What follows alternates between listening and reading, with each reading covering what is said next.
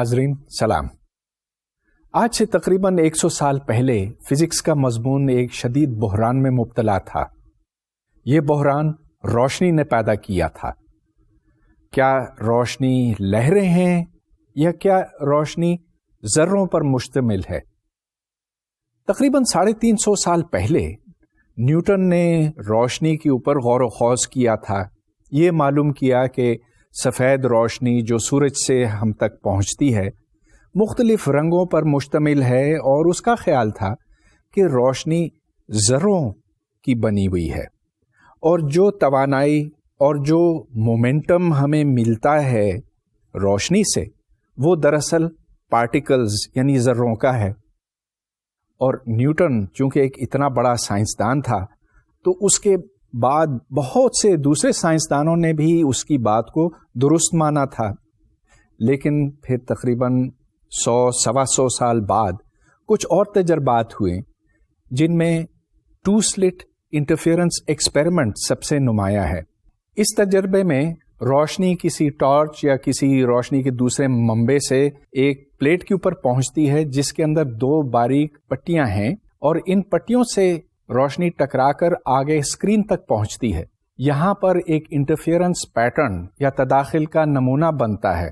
یہ نمونہ اس واسطے بنتا ہے کہ روشنی جب اسکرین تک پہنچتی ہے ایک سلٹ سے یا دوسرے سلٹ سے تو اس کو زیادہ یا کم وقت چاہیے ہوتا.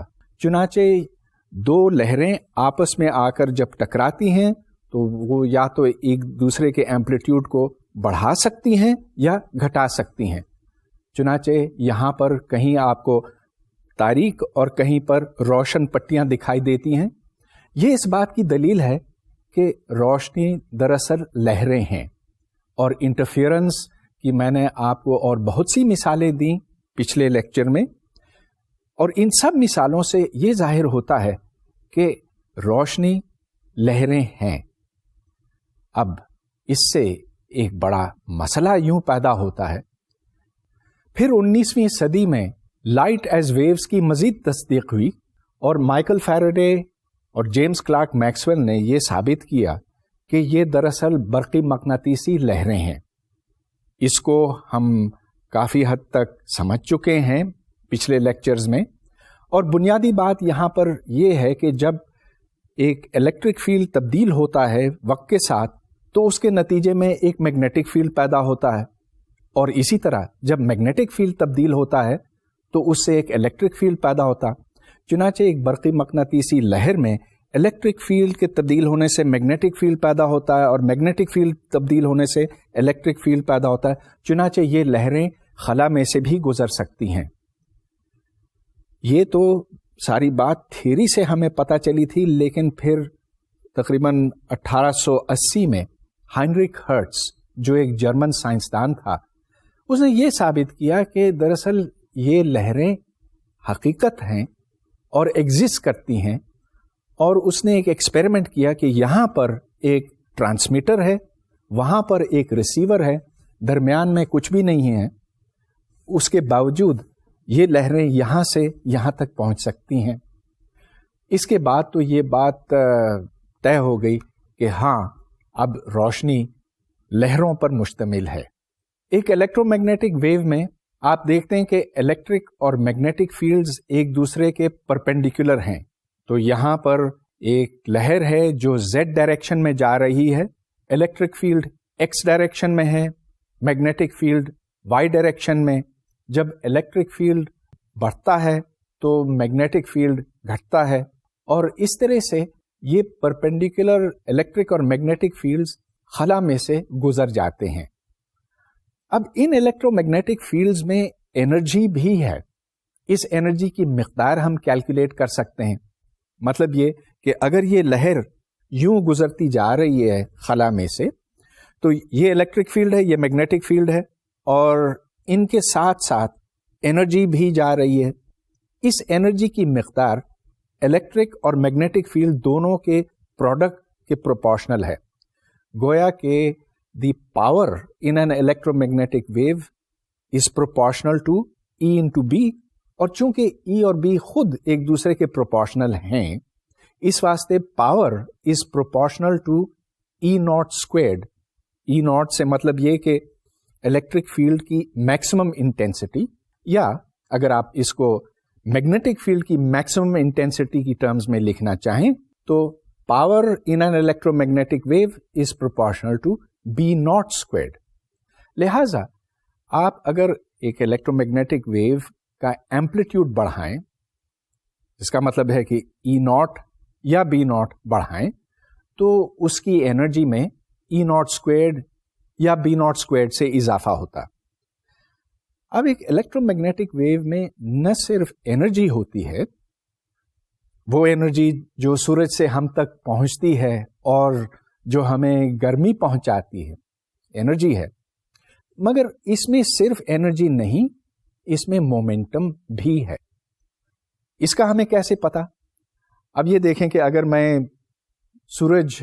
मैं धूप में अपना हाथ यूं रखूं तो मुझे सिर्फ गर्मी महसूस होती है, कोई धक्का तो नहीं लगता पीछे की तरफ, मगर वो सिर्फ इसलिए कि हम इतने हल्के धक्के को महसूस नहीं कर सकते। अगर हमारे पास यहां कोई हिस्सास आला होता तो फिर हम जरूर कर सकते। यहां पर आप ये देख रहे हैं इलेक्ट्रोमैग्नेटिक वेव का linear momentum energy divided by C के बराबर है। अब चूंकि ये C से डिवाइड होता है, इस वास्ते मोमेंटम की मिकदार बहुत कम है C की कीमत ज्यादा होने की वजह से। लिहाजा हमें इसके लिए एक बहुत हिस्सास आला इस्तेमाल करना पड़ेगा मोमेंटम मालूम करने के वास्ते। तो यहां पर देखें, इस आले में एक आईना है और एक काला डिस्क है। जब रोशनी इस आईने से आकर टकराती है तो वो लौट जाती है और इस तरह ये पूरा एपरेटस घूम जाता है। ये ज्यादा घूमेगा अगर रोशनी की मिकदार ज्यादा हो, मतलब ये कि अगर ज्यादा एनर्जी डेंसिटी हो, जिसका मतलब ये है कि ज्यादा मोमेंटम हो, तो फिर ये ज्यादा एंगल से घूमेगा। फिर सन 1887 में हाइनरिक हर्ट्ज, जो एक जर्मन साइंसदान था, उसने एक एक्सपेरिमेंट किया। उस एक्सपेरिमेंट में रोशनी किसी धात के ऊपर आकर लगती है और उस धात में से इलेक्ट्रॉन्स बाहर निकलते हैं, एक जगह पहुंचते हैं जहां उनको जमा किया जाता।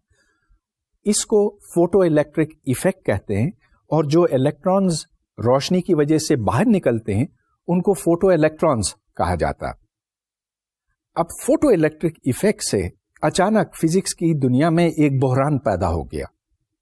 इसकी तफसीलात मैं आपको समझाना चाहता हूं, लेकिन चलिए पहले हम इस एक्सपेरिमेंट के ऊपर गौर करते हैं। इस तजर्बे में रोशनी जो एक मखसूस फ्रीक्वेंसी की है, धात की एक प्लेट के साथ आकर टकराती है। ये पूरा एपरेटस एक वैक्यूम के अंदर रखा गया है ताकि दरमियान में कोई हवा के मॉलिक्यूल्स ना हो।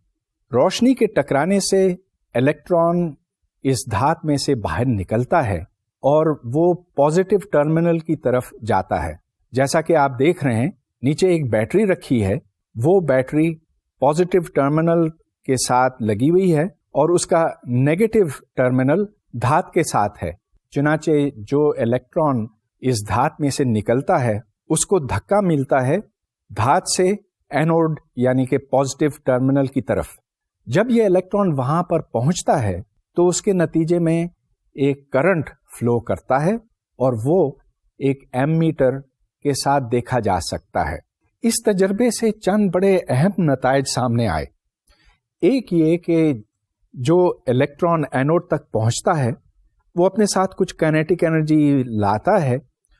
इस काइनेटिक एनर्जी का इन्हिसार बिल्कुल इस बात के ऊपर नहीं है कि आपने कितने जोर के साथ वहां लाइट फेंकी है। मतलब ये कि लाइट की जितनी शिद्दत होगी, उसकी जितनी इंटेंसिटी होगी, उसका काइनेटिक एनर्जी ऑफ इलेक्ट्रॉन के ऊपर कोई असर नहीं। अब ये थोड़ी सी अजीब सी बात बनी इस वास्ते कि अगर हम ज्यादा शिद्दत की इलेक्ट्रोमैग्नेटिक वेव उसकी तरफ फेंक रहे हैं, गर्ज ये कि अगर हम लाइट की अगर इंटेंसिटी बढ़ाते हैं तो उससे ऐसे नहीं होना चाहिए कि जो इलेक्ट्रॉन बाहर निकलता है वो ज्यादा एनर्जी लेकर निकले, मगर ऐसा नहीं हुआ। चुनाचे जो क्लासिकल थियरी थी न्यूटन से लेकर मैक्सवेल तक की, वो कुछ اس میں الجھ گئی اور اس کلاسیکل تھیوری کے پاس کوئی جواب نہیں تھا کہ کیوں اس کائنیٹک انرجی میں تبدیلی نہیں آتی، خواہ آپ لائٹ کی انٹینسٹی کتنی ہی کیوں نہ بڑھائیں۔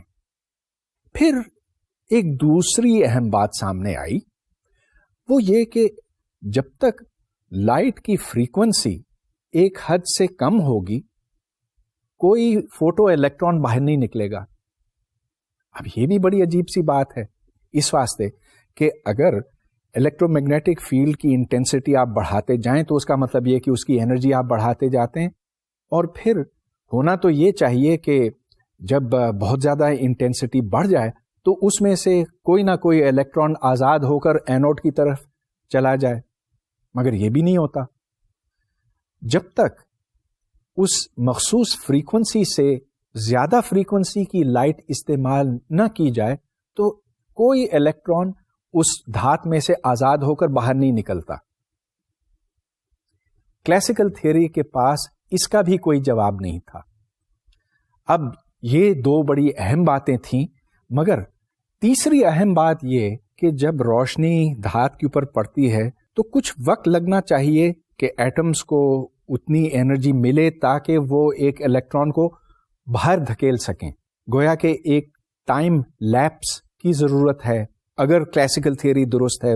مگر دیکھا یہ گیا کہ جو ہی روشنی اس دھات کے اوپر پڑتی ہے ویسے ہی الیکٹران باہر نکل جاتا ہے، گویا کہ یہ فوراً ہو جاتا ہے۔ یہ تین باتیں تھیں جن کے پاس کلاسیکل میکینکس اور کلاسیکل الیکٹرو میگنیٹک تھیوری بالکل خاموش تھیں، اور یہ سبب ہے کہ فزکس میں ایک انتہائی شدید بحران پیدا ہوا تھا۔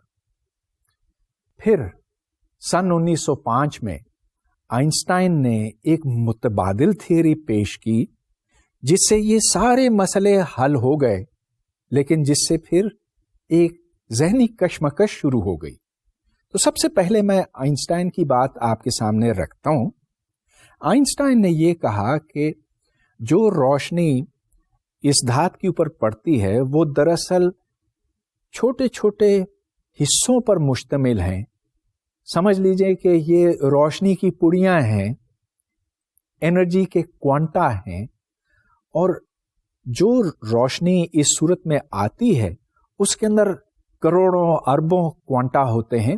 ہر کوانٹم، ہر انرجی کی پڑی میں energy some constant into the frequency کے برابر ہے۔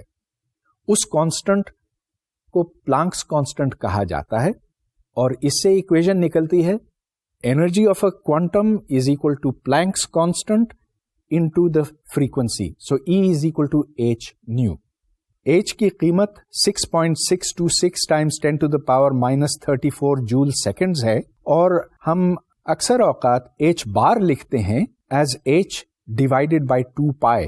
تو ایسی صورت میں یا تو ہم E کو ایچ نیو لکھتے ہیں یا E is equal to H bar into omega, اور یہاں اومیگا 2 پائے انٹو نیو ہے۔ ڈائمینشنز کے لحاظ سے ایچ انٹو نیو انرجی کے یونٹس، انرجی کے ڈائمینشنز رکھتا ہے، اور جیسے جیسے نیو بڑھتا ہے ویسے ویسے انرجی بڑھتی ہے۔ تو ہم یہ پہلے بات کر چکے ہیں کہ الیکٹرو میگنیٹک ویوز کا ایک پورا اسپیکٹرم ہے۔ ریڈیو ویوز میں فریکوینسی کم ہے، چنانچہ ایک ریڈیو فریکوینسی ویو کا کوانٹم کم انرجی کا کوانٹم ہے بنسبت ایک گاما رے کے کوانٹم کے۔ گاما رے کے کوانٹم کی فریکوینسی زیادہ ہے، چنانچہ اس کی انرجی بھی زیادہ ہے۔ مگر اس کوانٹم کو کیسے سمجھا جائے؟ میں اس کو تشبیہ دینا چاہتا ہوں سیڑھیوں کے ساتھ۔ جب آپ سیڑھیوں پر اوپر چڑھتے ہیں تو آپ کی بلندی، جب آپ ایک قدم اوپر لیتے ہیں تو اتنی ہوتی ہے، پھر اتنی ہوتی، پھر اتنی، اور یوں پھر آپ نیچے سے اوپر جاتے ہیں، لیکن آپ کبھی ہاف کوانٹم سے آگے نہیں جا سکتے۔ سیڑھی یا تو آپ پوری چڑھتے ہیں یا بالکل نہیں چڑھتے۔ ایک قدم لے سکتے ہیں، 2، 3 وغیرہ، لیکن 0.5 نہیں لے سکتے، 1.3 نہیں لے سکتے۔ چنانچہ یہاں پر انرجی کے پیکٹس بنتے ہیں، ان کی پڑیاں بنتی ہیں۔ So energy is only possible in little bits in little quanta. یہاں آپ یہ دیکھ رہے ہیں کہ الیکٹران صرف اسی صورت میں دھات میں سے نکلتے ہیں اگر تھریش ہولڈ فریکوینسی سے فریکوینسی زیادہ ہو، اور اس سے نیچے کوئی الیکٹران باہر نہیں نکلتا. لیکن جب تھریش ہولڈ فریکوینسی سے اوپر جایا جاتا تو الیکٹرانز کی تعداد لائٹ کی انٹینسٹی کے اوپر منحصر ہے. Classical theory photo electric effect کی توجیہ پیش کرنے میں ناکام رہی، لیکن یہ اس کی واحد ناکامی نہیں تھی. ایک اور بڑا معمہ بھی سامنے آیا. جب ہم دیکھتے ہیں کہ بلیک باڈی ریڈیشن سے کون کون سی فریکوینسیز نکلتی ہیں تو اس میں ایک پورا اسپیکٹرم ہے. اگر آپ ویزیبل رینج لیں تو یہاں پر گہرا نیلا ہے، یہاں پر گہرا سرخ ہے، اور درمیان میں تمام رنگ موجود ہوتے ہیں.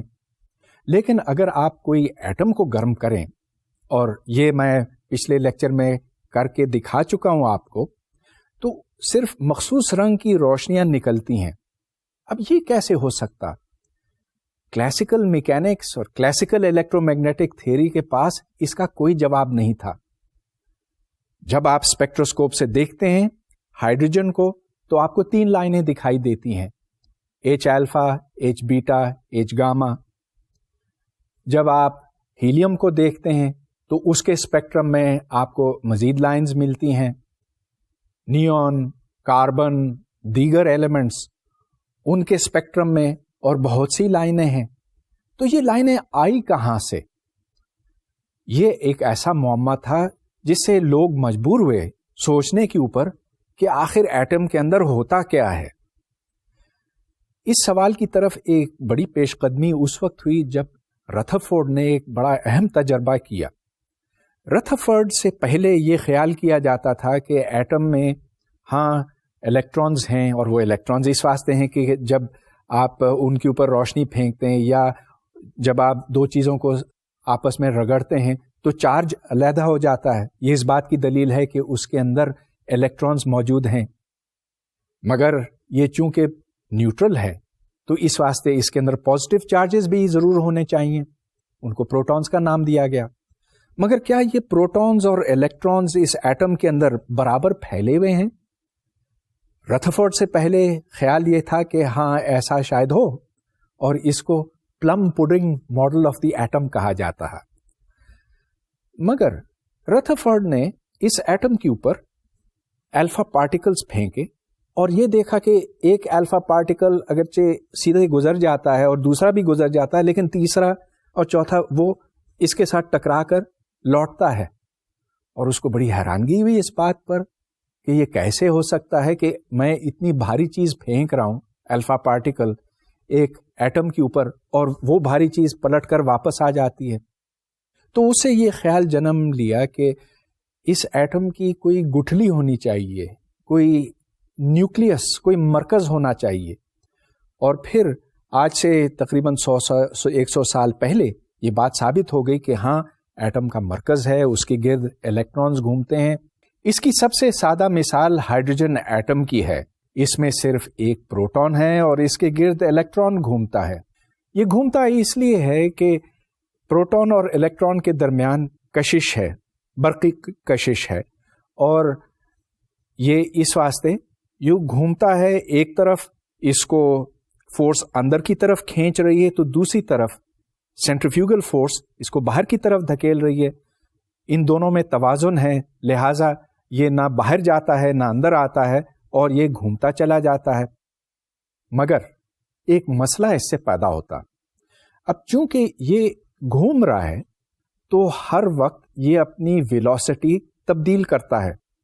ہاں بے شک یہ اپنی سپیڈ تبدیل نہ کرے، لیکن اگر وہ ابھی اس طرف جا رہا ہے تو تھوڑی دیر بعد اس طرف ہوگا، پھر اس طرف ہوگا.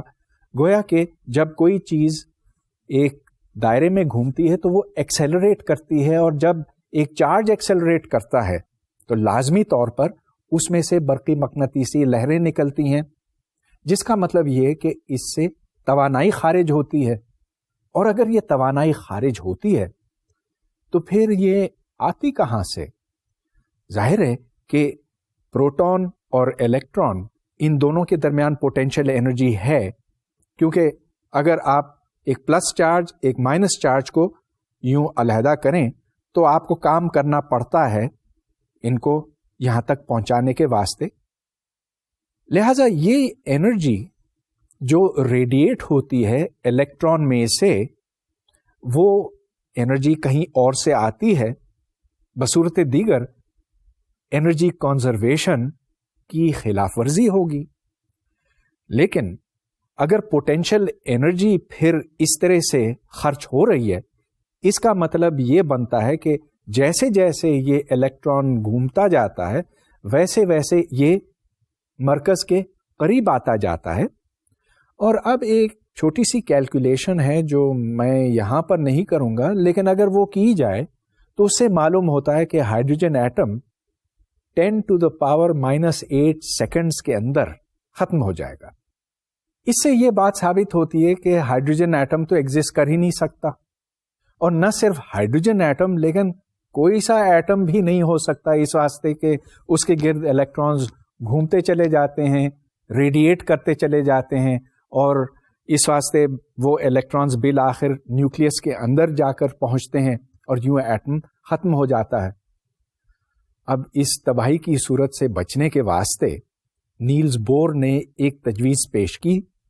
نیلز بور ڈنمارک کا سائنسدان تھا، اور اس کا مفروضہ یا نیلز بور ہائپوتھیسس یہ ہے کہ ہاں چلیے سوال کو ہم ملتوی کر دیتے ہیں کہ ایٹم کس طرح سے اسٹیبل رہ سکتا ہے، مگر یہ اسٹیبل اس صورت میں رہ سکتا ہے اگر یہ مرکز کے گرد، الیکٹران مرکز کے گرد خاص مداروں میں چکر لگائے، اور یہ ایسے مدار ہیں جن میں Angular momentum n Times h بار ہوگا.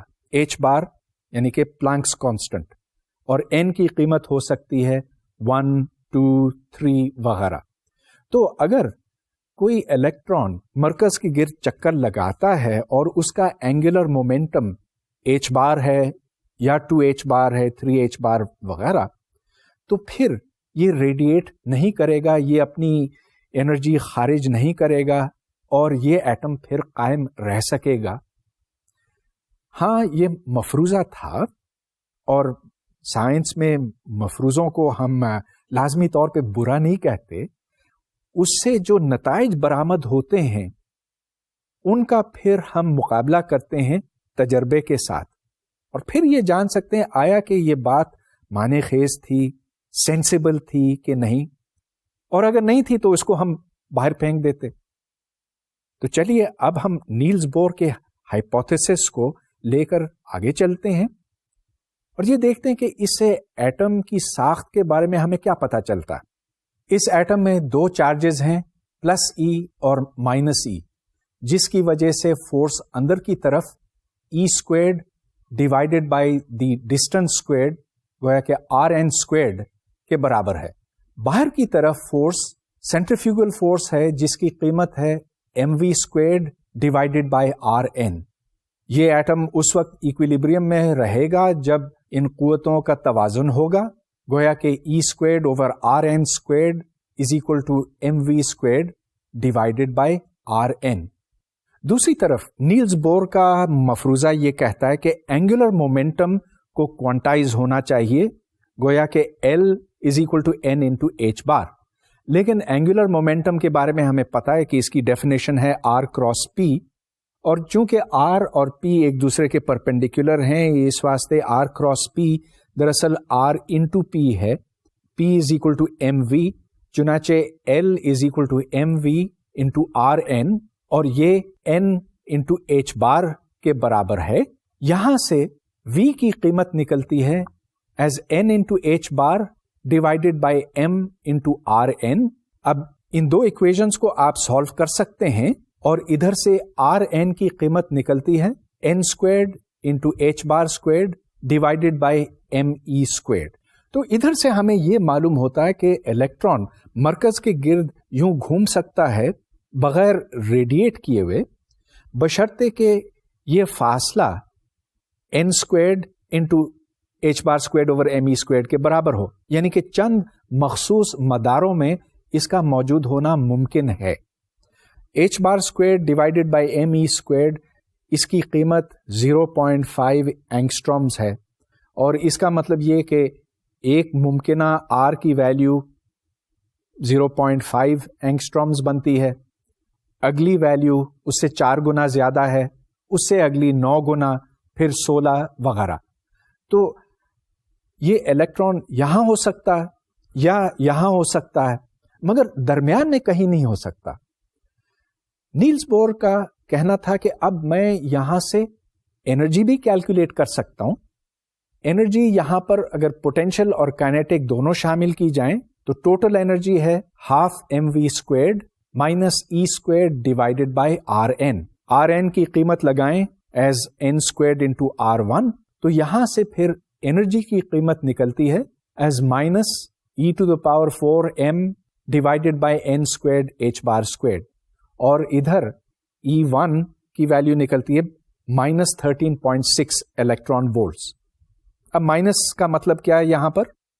یہ کہ اگر میں الیکٹران کو اس ایٹم سے مکمل طور پر باہر کھینچوں تو مجھے پھر 13.6 الیکٹران وولٹس خرچ کرنے پڑیں گے.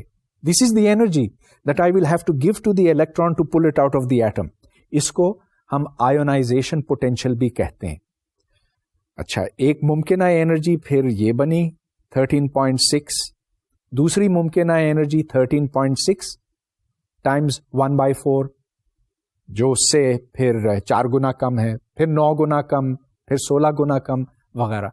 تو یہ ساری انرجی لیولز بنی.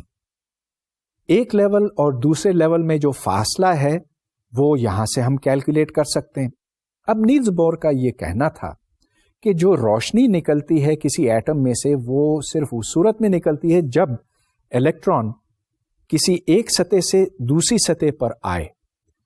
تو کسی اوپریلی سطح سے کسی نچلی سطح پر جب الیکٹران جاتا ہے تو اس وقت اس میں سے روشنی خارج ہوتی ہے.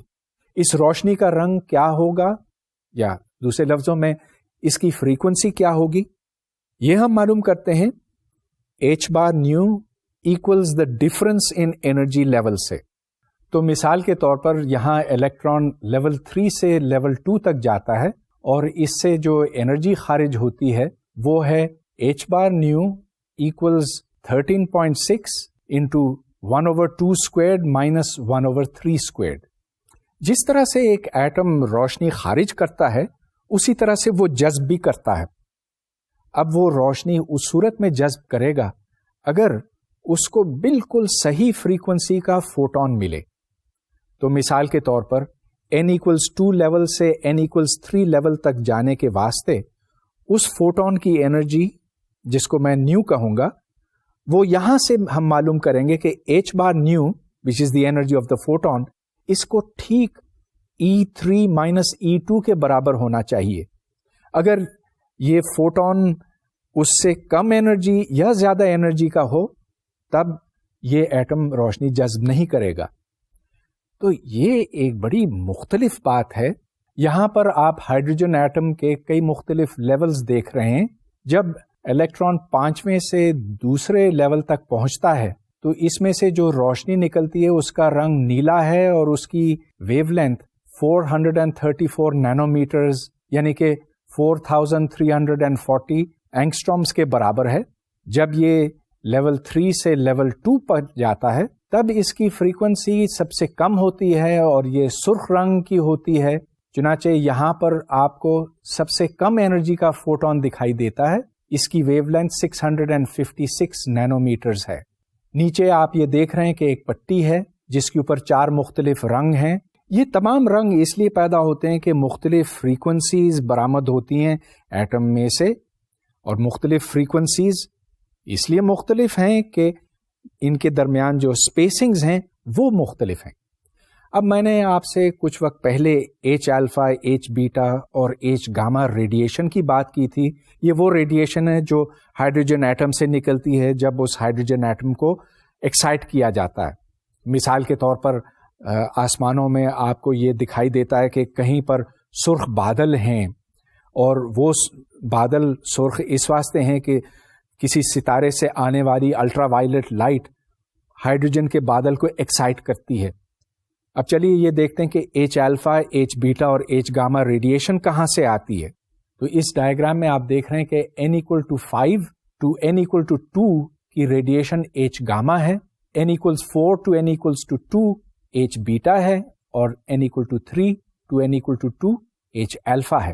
مختلف سیریز ہیں اور ہائیڈروجن ایٹم کا اسپیکٹرم بہت اچھی طرح سے سمجھا گیا ہے. اس کی ہر ایک ڈیٹیل آج ہم جانتے ہیں. اس کو مختلف ڈائیگرامز کی شکل میں بند کیا جاتا ہے. جو مختلف سیریز ہیں ان کو مختلف ناموں سے منسوب کیا گیا ہے. مثال کے طور پر لائمن سیریز، بامر سیریز، پیشن سیریز، بریکٹ سیریز وغیرہ. یہ تمام سیریز تو ہائیڈروجن ایٹم کے اسپیکٹرم کے واسطے ہے، لیکن ہم نے مختلف ایٹمز کو اچھی طرح سے سمجھا ہے. ان کے جو مختلف لائنز ہیں ان کا اسپیکٹرم ہے. آج ان کے بارے میں ہمارے پاس تقریباً مکمل معلومات ہیں. مگر ایک چیز ہمیشہ دیکھی گئی ہے، یا مجھے کہنا چاہیے کہ تقریباً ہمیشہ دیکھی گئی ہے، کہ جب کوئی روشنی کسی چیز کے اوپر پڑتی ہے اور اسے منعکس ہوتی ہے تو اس روشنی کی فریکوینسی وہی ہوتی ہے پہلے اور بعد میں. مطلب یہ کہ جس رنگ کی روشنی آ کر یہاں لگتی ہے اسی رنگ کی روشنی یہاں تک پہنچتی ہے. مگر ہمیشہ ایسا نہیں ہوتا، اور جب یہ نہیں ہوتا تو اس کو ہم فلوریسنس کہتے ہیں. تو فلوریسنس میں ایسا ہوتا ہے کہ یہاں سے جو روشنی آ کر اس ایٹم کے ساتھ لگتی ہے وہ اس ایٹم کو ایکسائٹ کرتی ہے ایک اوپریلے اسٹیٹ میں، جہاں وہ کچھ وقت ٹھہرتا ہے اور اس کے بعد نیچے کی طرف آتا ہے. یہاں پر ایک الٹرا وائلٹ فوٹون کسی الیکٹران کے ساتھ ٹکراتا ہے اور اس کو اوپر والی اسٹیٹ میں پہنچاتا ہے. اب اس اسٹیٹ میں وہ کچھ دیر ٹھہر کر نیچے آتا ہے دوسری سطح پہ، اور پھر دوسری سے پہلی سطح پر لوٹتا ہے. جب بھی یہ الیکٹران ایک سطح سے دوسری سطح پہ جاتا ہے تو اس میں سے ریڈیشن نکلتی ہے، اور یہاں پر 2 فوٹونز نکلتے ہیں، اگرچہ آنے والا صرف ایک ہی فوٹون تھا. اب یہ جو 2 فوٹون نکلتے ہیں ان کے رنگ مختلف ہیں. مطلب یہ کہ جو آنے والا فوٹون تھا وہ الٹرا وائلٹ میں تھا، جو نکلنے والا فوٹون ہے ہو سکتا ہے کہ وہ ریڈ میں ہو. دونوں جو ہیں وہ ایک دوسرے سے مختلف ہو سکتے ہیں. یہ اس ایٹم کی ساخت کے اوپر منحصر ہے. غرض یہ کہ جو روشنی اندر آتی ہے اور جو روشنی باہر جاتی ہے ان کے رنگوں میں فرق ہو سکتا ہے. اب اسی طرح سے فاسفوریسنس ہوتا ہے. فاسفوریسنس بھی اسی طرح کی ایک چیز ہے. اس میں ایک الٹرا وائلٹ فوٹون آ کر ایٹم سے ٹکراتا ہے، وہ الیکٹران پھر ایکسائٹ ہوتا ہے اور کسی اوپریلے لیول پر جاتا ہے، اور پھر وہاں سے وہ دوسرے لیول پر آ جاتا ہے. تو یہ اگر تیسرے لیول پر گیا تو دوسرے لیول پر پہنچتا ہے. یہاں پر یہ کچھ دیر ٹھہر کر پھر ڈیکے ہوتا ہے. مطلب یہ کہ 2 سے 1 پر آتا ہے اور یوں ایٹم اپنے اوریجنل حال میں پہنچ جاتا ہے. لیکن فاسفوریسنس اور فلوریسنس میں ایک فرق ہے. وہ یہ کہ جب الیکٹران تیسرے سے دوسرے لیول پر آتا ہے تو یہاں پر وہ کافی دیر ٹھہر جاتا ہے. چنانچہ اگر ایٹمز کا ایک مجموعہ ہو تو اس مجموعے میں سے روشنی کافی دیر تک نکلتی رہتی ہے. So it gloves in the dark. وہاں سے جب تک سارے ایٹمز ڈی ایکسائٹ نہیں ہوتے تو اس میں سے روشنی باہر نکلتی رہتی ہے. اب یہ ساری باتیں ہم ایٹمز کے بارے میں سیکھ چکے ہیں. ان کو ہم استعمال بھی کرتے ہیں مختلف چیزیں بنانے کے واسطے، اور سر فہرست لیزر ہے. لیزر جو اب ہر طرف عام ہو چکا ہے، یہاں تک کہ آپ اس کو استعمال کرتے ہیں نشاندہی کرنے کے واسطے. یہ ایک سرخ رنگ کا لیزر ہے جو اب میں آپ کی طرف کرتا ہوں. یہ دیکھیے کہ جب کیمرہ کے لینس میں یہ پہنچتا ہے تو اس پہ کیا اثر ڈالتا ہے. اس لیزر کے اندر جو مٹیریل ہے اس مٹیریل میں ایٹمز ہیں. ایٹمز کو ایکسائٹ کیا جاتا ہے کسی اوپریلے اسٹیٹ پر. وہاں سے جب ایٹمز ڈی ایکسائٹ ہو کر نیچے آتے ہیں، یعنی کہ الیکٹران جب ایک سطح سے دوسری سطح پر آتا ہے تو اس میں سے روشنی خارج ہوتی ہے. مگر اب ہمیں اس کو زیادہ تفصیل سے سمجھنے کی ضرورت ہے. پہلی بات تو یہ کہ لیزر بذات خود کوئی چیز نہیں ہے، یہ ایک مخفف ہے. اس کا مطلب ہے light amplification through the stimulated emission of radiation. اب یہ بہت گاڑھے لفظ ہیں تو ان کو اب ہمیں زیادہ آسان لفظوں میں سمجھنا ہوگا. خیر، لائٹ تو لائٹ ہے. لائٹ ایمپلیفیکیشن کا مطلب یہ ہے کہ فوٹونز کی تعداد بڑھانا یا جو الیکٹرو میگنیٹک ویو ہے اس کی ایمپلیٹیوڈ کو بڑھانا. پھر اسٹیمولیٹڈ ایمیشن کے الفاظ آتے ہیں. اب ایمیشن کا تو مطلب آپ کو پتا ہے کہ جب ایٹم کسی سطح پر ہوتا ہے ادھر سے وہ نیچے جب آتا ہے تو اس سے ایمیشن ہوتی ہے. اسٹیمولیٹڈ ایمیشن سے مطلب یہ کہ اگر بہت سے ایٹمز ہوں تو ان کو ترغیب دی جائے کہ وہ جلد از جلد اس سطح سے نیچے سطح پر آ جائیں. یہ ترغیب، یہ اسٹیمولیشن کس طرح سے دی جائے؟ اس کا طریقہ یہ ہے کہ بہت سے فوٹونز ارد گرد پہنچائے جاتے ہیں اور وہ فوٹونز پھر ان لیولز کو جلد از جلد خالی کراتے ہیں تاکہ ایک پلس نکلے روشنی کا، اور جو اوپر سے نیچے آنے کی رفتار ہے وہ تیز سے تیز تر ہو جائے.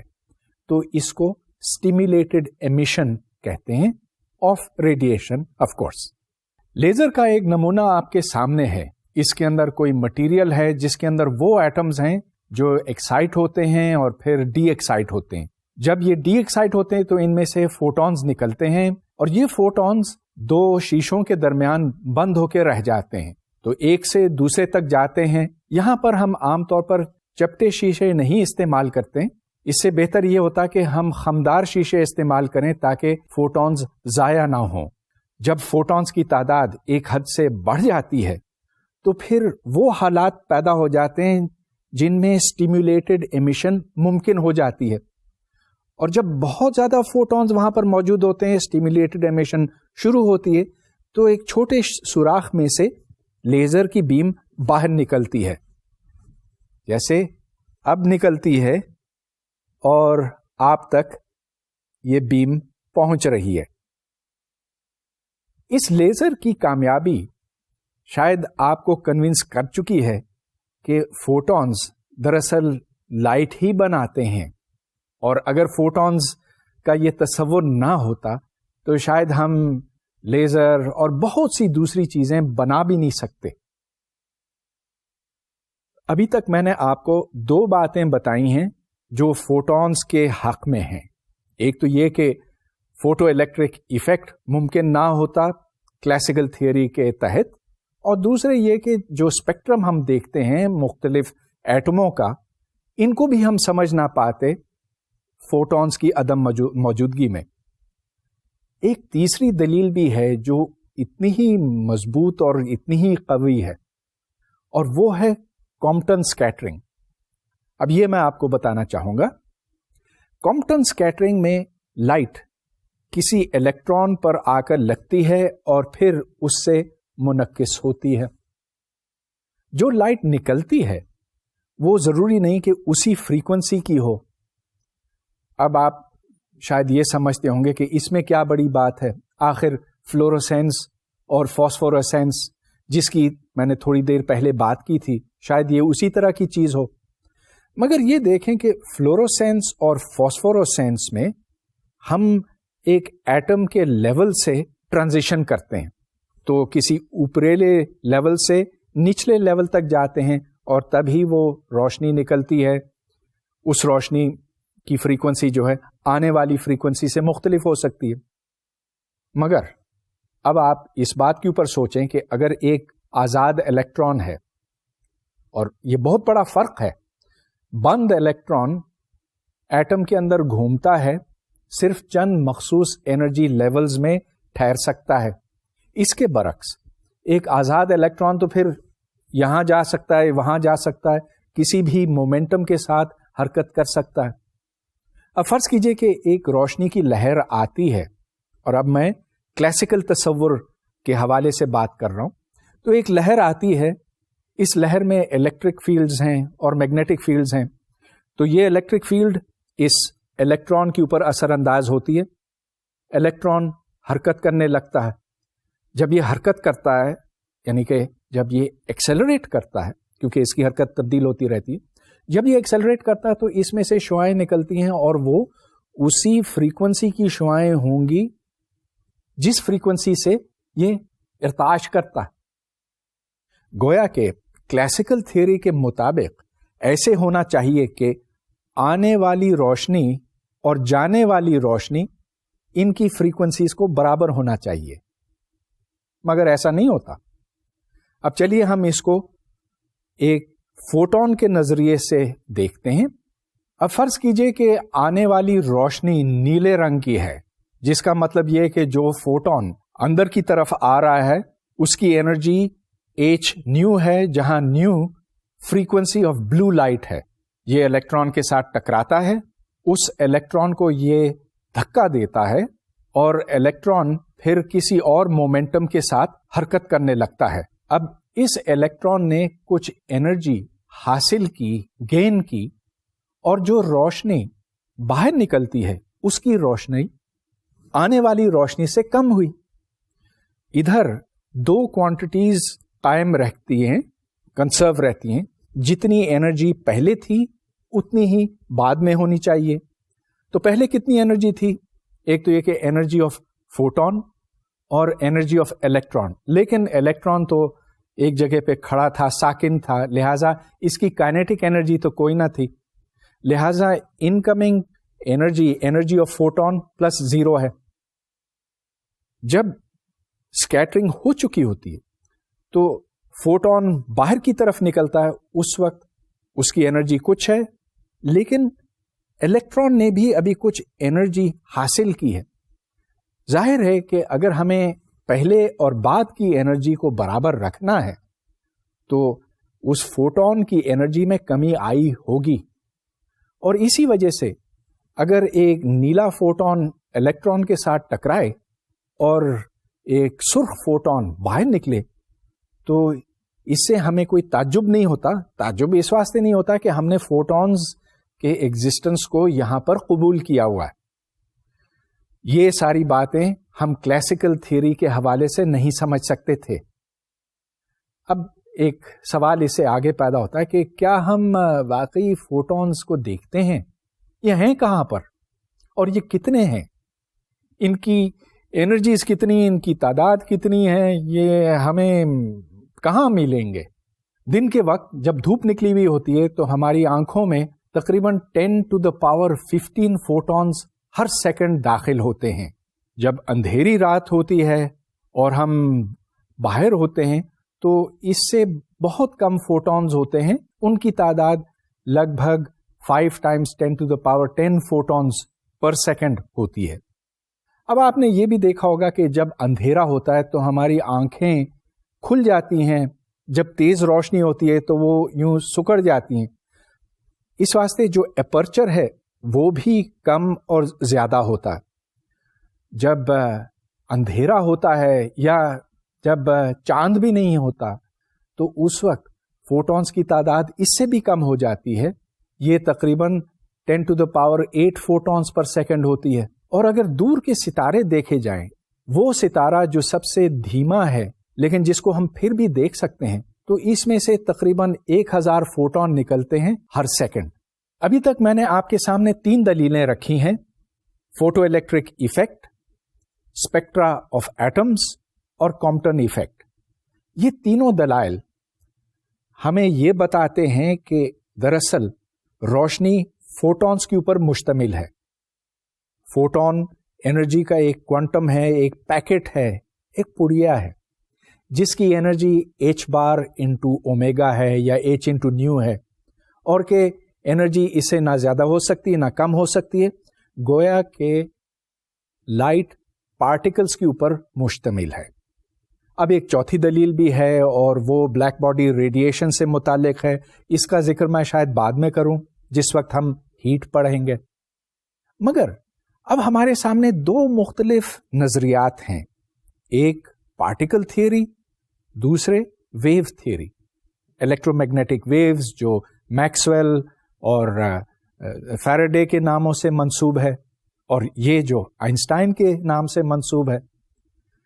سن 1924 میں آئنسٹائن نے لکھا کہ ہمارے پاس یہ 2 انتہائی فعال نظریے ہیں، اور اس کے الفاظ یہ ہیں: There are therefore now two theories of light, both indispensable and without any logical connection. گویا کہ ان دو تھیوریوں کے درمیان کوئی ربط نہیں ہے. ایک کا کہنا ہے کہ روشنی پارٹیکلز کے اوپر مشتمل ہے، دوسرے کا کہنا ہے کہ روشنی لہریں ہیں. اب کہاں پارٹیکلز اور کہاں لہریں؟ ایک اگر غلط ہے تو کیا دوسری صحیح ہے، اور دوسری اگر صحیح ہے تو وہ غلط ہے؟ یہ مسئلہ کافی الجھ گیا، اور آئنسٹائن جیسا بڑا دماغ بھی اس الجھن میں تھا کہ آخر روشنی کی حقیقت کیا ہے. اب یہاں پر ہمیں ایک دوسرے زاویے سے اسی مسئلے کو دیکھنا پڑے گا، اور چلیے ہم لوٹتے ہیں ٹو سلٹ انٹرفیئرنس ایکسپیریمنٹ کی طرف. وہ ایکسپیریمنٹ جس میں یہاں پر ایک سورس رکھا جاتا ہے، جس کے نتیجے میں دو الگ سورسز بنتے ہیں اور وہ پھر آگے جا کر انٹرفیئر کرتے ہیں. اس کو اب ہم دونوں حوالوں سے دیکھیں گے. پہلے یہ کہ اگر یہ پارٹیکلز ہیں، مطلب یہ کہ اگر روشنی پارٹیکلز ہے، اور پھر یہ کہ اگر یہ لہریں ہیں، تو دونوں میں فرق کہاں پیدا ہوتا ہے. اگر روشنی کے سورس کو ہم فوٹونز کا سورس مانیں تو اس میں سے ذرے نکلتے ہیں. ایک ذرہ ایک سلٹ میں سے گزر سکتا ہے یا پھر دوسرے سلٹ میں سے، اور اگر یہ ایک سلٹ میں سے گزرتا ہے تو پھر یہ آگے جا کر اسکرین پر لگتا ہے اور ایک نشان وہاں پر پڑتا ہے. اگر دوسرے سلٹ میں سے گزرے تو پھر یہ دوسری جگہ پہ پہنچتا ہے اور نشان کہیں اور جا کے لگتا ہے. اب فرض کیجئے کہ یہاں پر کوئی فوٹونز کا منبع نہیں، ایک رائفل ہے، اور اس رائفل سے گولیاں نکلتی ہیں. وہ گولیاں نکل کر سلٹس سے ٹکراتی ہیں. ایک گولی آتی ہے ایک سلٹ سے ٹکرا کر پھر اسکرین پہ پہنچتی ہے، دوسری گولی آتی ہے سلٹ سے ٹکرا کر اسی سلٹ سے دوسرے سلٹ سے ٹکرا کر اسکرین تک پہنچتی ہے. لہذا یہاں سے جو گولیاں چلتی ہیں وہ اسکرین تک پہنچتی ہیں. وہاں پر اگر آپ ان کی تعداد گنیں تو آپ کو ایک پیٹرن دکھائی دے گا، مگر یہ انٹرفیئرنس پیٹرن نہیں ہوگا. یہاں پر کہیں بھی آپ کو زیرو رائفل کی گولیاں نہیں ملیں گی، وہ ہر طرف پھیلی ہوئی ہوں گی. ہاں اس کا ایک پیٹرن ہوگا، مگر وہ پیٹرن ایسا ہوگا کہ اس میں کوئی زیرو نہیں ہوگا. وہ اس لیے کہ رائفل کی گولی آخر دوسری رائفل کی گولی کو ختم تو نہیں کرتی. یہ ویوز کے بالکل برعکس ہے. ویوز میں یہ ہوتا ہے کہ ایک لہر دوسری لہر کو ہاں ڈبل تو کر سکتی ہے لیکن اس کو ختم بھی کر سکتی ہے. تو شاید آپ کے ذہن میں یہ خیال آتا ہو کہ ہم نے تو پھر یہ طے کر لیا ہے کہ کیونکہ انٹرفیئرنس نظر آتا ہے روشنی کے ساتھ، اس واسطے روشنی کو لہریں ہونا چاہیے، فوٹونز کا ہونا ناممکن ہے. مگر پھر ہم اسی الجھن میں پڑ جائیں گے کہ پھر فوٹو الیکٹرک ایفیکٹ کا کیا کریں، ایٹمز کے اسپیکٹرم کا کیا کریں، کامپٹن ایفیکٹ کا کیا کریں. لہذا بظاہر تو ایک تضاد ہمیں دکھائی دیتا کہ پارٹیکلز انٹرفیئر نہیں کرتے، اس واسطے ان دونوں میں مماثلت ممکن نہیں. مگر یہ اصل میں درست نہیں ہے. پارٹیکلز خصوصاً فوٹونز انٹرفیئر کر سکتے ہیں. اب یہ انٹرفیئر کرتے ہیں یا نہیں کرتے ہیں یہ تجربے کے اوپر منحصر ہے. جو ایکسپیریمنٹ آپ کرتے ہیں اس کے اوپر منحصر ہے. گویا کہ ایک فوٹون کے دو پہلو ہیں. ایک پہلو میں وہ فوٹون ہے ایز اے پارٹیکل، دوسرے میں وہ ایک فوٹون ہے ایز اے ویو. کون سا پہلو نمایاں ہوتا ہے یہ اس کے اوپر منحصر ہے کہ آپ تجربہ کس قسم کا کرتے ہیں. لہذا ایک قسم کے تجربات، اور خصوصاً جیسے ٹو سلٹ انٹرفیئرنس کا تجربہ ہے، اس میں اس کی ویو پراپرٹی نمایاں ہوتی ہے، جبکہ فوٹو الیکٹرک ایفیکٹ میں اس کی پارٹیکل پراپرٹی نمایاں ہوتی. تو یہ دونوں چیزیں ساتھ ساتھ چل سکتی ہیں اور اس کو ویو پارٹیکل ڈیویلٹی کہتے ہیں. ہاں آئنسٹائن کو یہ بات شروع میں پسند نہیں تھی، لیکن اب دنیا فزکس میں اس بات کو ایک مصدقہ حقیقت کے طور پر تسلیم کیا گیا ہے، اور اس سے کوانٹم میکینکس کی بنیاد ڈلتی ہے. اس کے اوپر ہم پھر کسی لیکچر